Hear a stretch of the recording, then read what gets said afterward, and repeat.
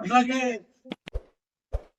ఈ దుర్మార్గమైన అరాచకాలు ఇవన్నీ కలగలిపి 11 సీట్లు పరిమితం చేస్తే శాసనసభకు వచ్చి మాట్లాడే ధైర్యం లేదు, శాసనసభకు వచ్చి చర్చించే ధైర్యం లేదు మేము చేస్తా ఉన్న కార్యక్రమాల మీద ప్రశ్నించే ధైర్యం లేని వైసీపీ పార్టీ జగన్మోహన్ రెడ్డి, వైవి సుబ్బారెడ్డి, అంబటి రాంబాబు లాంటి వ్యక్తుల్ని, జోగి రమేష్ లాంటి వ్యక్తుల్ని ఎన్నుకొని వాళ్లతో బూతుల పంచాంగం, ఈ బూతుల పురాణంతో ఈ దుర్మార్గాలకి పాల్పడ్డారు.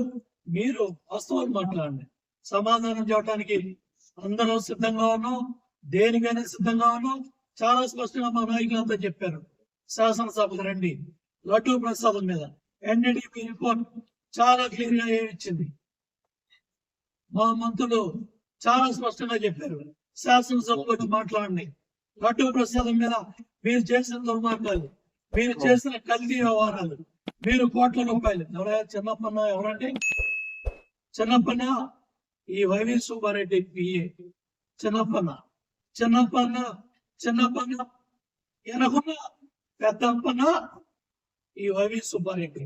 ఈ వైవి సుబ్బారెడ్డి ద్వారా ఆ డబ్బులన్నీ జగన్మోహన్ రెడ్డి దగ్గరికి వెళ్ళి ఈ వాస్తవాలన్నీ కూడా ప్రజలు మాట్లాడుతూ ఉంటే తట్టుకోలేక ఈ బూతుల పంచాంగం బయట పెట్టి ఈ బూతుల సంఘంతో వైసీపీ పార్టీ ప్రశ్న పట్టిపోయింది. ప్రజలు అసహించుకుంటా ఉన్నారు.